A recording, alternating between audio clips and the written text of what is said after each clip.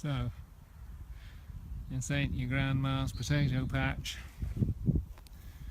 Not at all. This is largely at the behest of Chris, my best buddy and farm mate and roommate. I've certainly found that I'm typically surrounded by people who are better at what I'm doing than I am. These days it's no different. Chris is an extraordinary ecological mind, and Chris! Nick! What's up?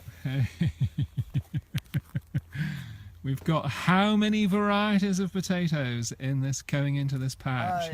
I wouldn't say varieties, but I would say selections. There's probably about 600. 600, my God. And why 600 selections? What's going on here? What sort of qualities do these 600 selections have? Well, that's a good question. So there's, it's kind of a shotgun approach, and we don't know what's going to work here in this environment. There's some old favorites, a lot of new lines that have promise, disease resistance, color. Because you've been breeding potatoes for a while now, haven't you? Not too long, since I've been working with potatoes since about 2010, I think it is. Okay. 2010, 2011, somewhere in there. And I know you've pulled a lot of this material in from breeders all over the country, haven't you?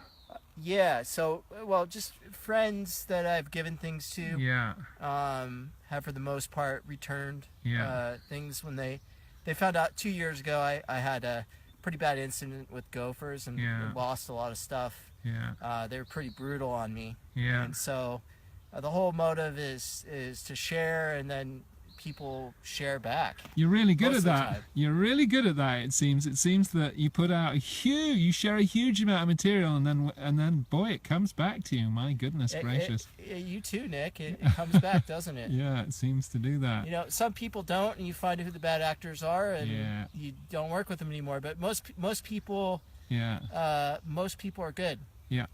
So in apples, we look for qualities like disease resistance, storage ability, color, flavor, texture. Story. Yeah. So in potatoes, those are the same. That's the same kind of themes. You're looking for things that hold up year to year with disease resistance. You're looking for things that are fertile. Yeah. So they actually produce berries. Turns out a lot of the potatoes that you could get in the store they've purposely been bred to be marrow sterile or otherwise not produce berries. So they're locked down, basically. You can't work with them. It's one of the ways you can lock a potato down, but it's also, when you think about it, it's not totally sinister. The people that breed these potatoes are coming from a total sinister point of view. They're looking at big growers, and a big grower doesn't want to be growing a potato that they can't get up in a certain time. It doesn't ripen pretty uniformly, of uniform size and whatnot.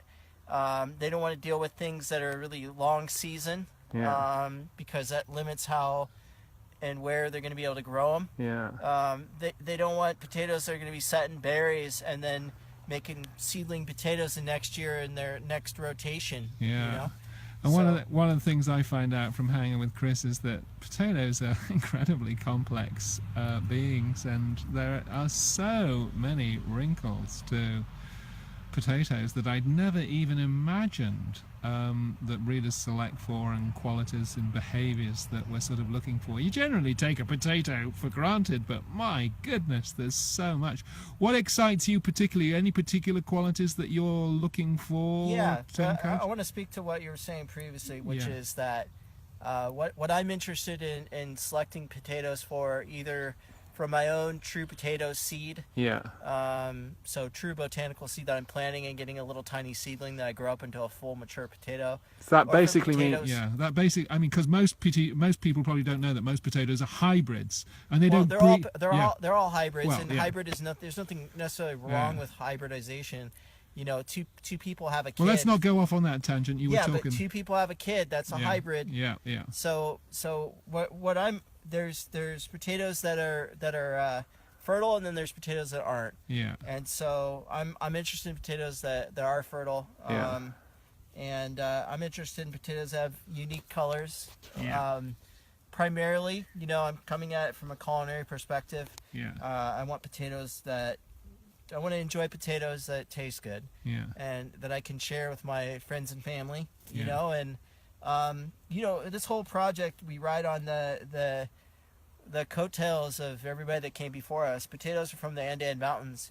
People from that region spent thousands of years selecting. I learned a lot of what I know. I learned from Tom Wagner. Yeah, And, he was a legend in our circle, isn't he? Yeah, and I think that it bears to always mention him. Yeah. And he's still doing potato and tomato breeding. He's our potato guru, public domain potato guru. Yeah, and he's a great guy. Yeah.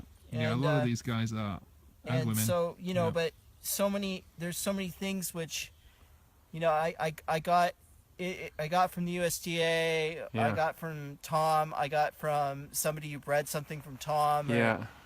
Some potato that somebody's been keeping for decades. Yeah. From their family or their friends, and I just try to cross them all, and I give them away, and then sometimes people really like them. Yeah. And they end up crossing with something else, and I get a crossed up something that's been crossed again to something that they liked, and I just, it's all about collaboration. Yeah. When we work together, we achieve more than what we could do alone. Yeah. So that's always been my motto with everything that I do. Yeah. He's had me on my knees for days planting potatoes. Well, not quite, but An hour.